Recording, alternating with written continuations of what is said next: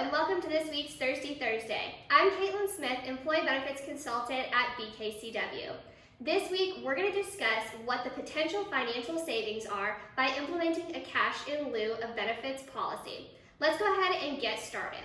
So, someone that may want to consider a cash in lieu of benefits would be an organization that offers 100% contribution to an employee-only rate for the premium of one of your plans. So a lot of times the reason that you may want to do this is if you're paying 100% of your employee's benefits cost, then a lot of times they may enroll in that benefit even if they don't need it.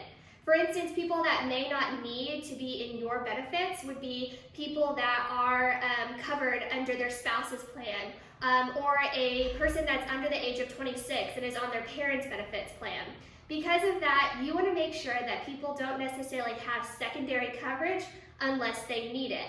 So what we want to do is potentially look at implementing a cash in lieu of benefits. So here's an example of an organization that pays 100% of the employee-only premium.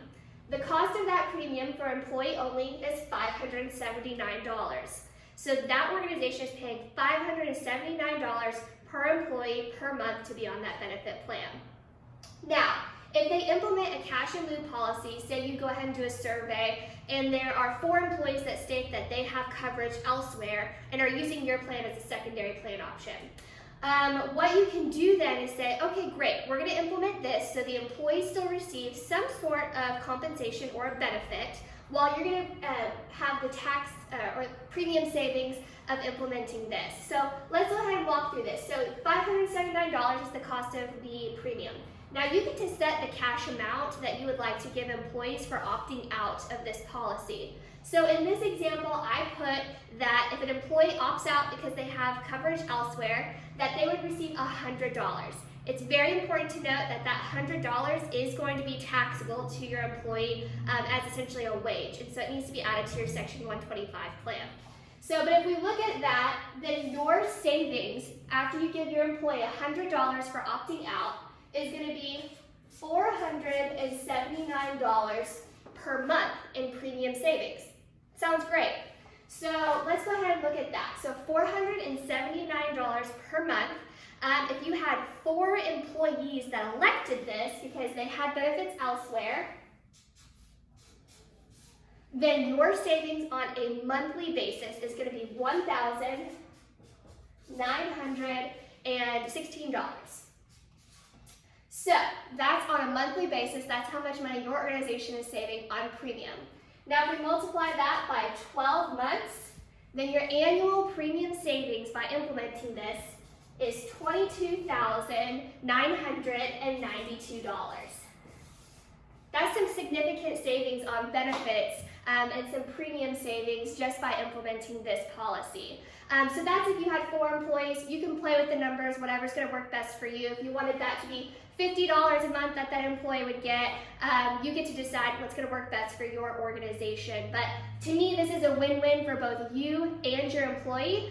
They don't necessarily need that second coverage, and they get to decide for them if they want to keep coverage with your organization and have that as a secondary policy, or they could also then decide if they wanted to have a cash benefit instead, in which you would reap the premium savings. So that is some initial savings work here. A couple of things that you definitely need to consider. First of all, I do recommend reading the blog post I have on this, but a couple of things to consider. If you're lowering your premium because your employees are not going to be on that plan, then that will potentially impact your medical loss ratio or your MLR. The lower the premium, if you're still going to have those claims, and those claims are going to exceed your premium that you're paying, then you can anticipate an increase at renewal.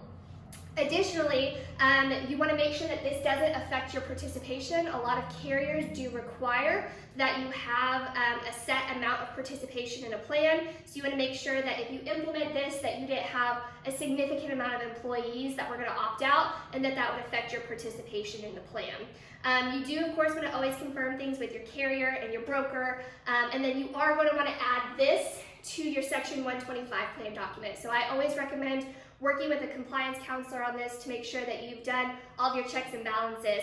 But as you can see, this is a very interesting way to save some money on premium and continue to give employees great benefits. So I hope that you enjoyed this week's Thirsty Thursday and our review of the potential savings that you could see by implementing a cash in lieu of benefits. I hope you have a great day. If you have any questions, please feel free to reach out to me. But thank you so much for tuning in to this week's Thirsty Thursday. Hope you have a great one. Let's keep ATX insured. Bye!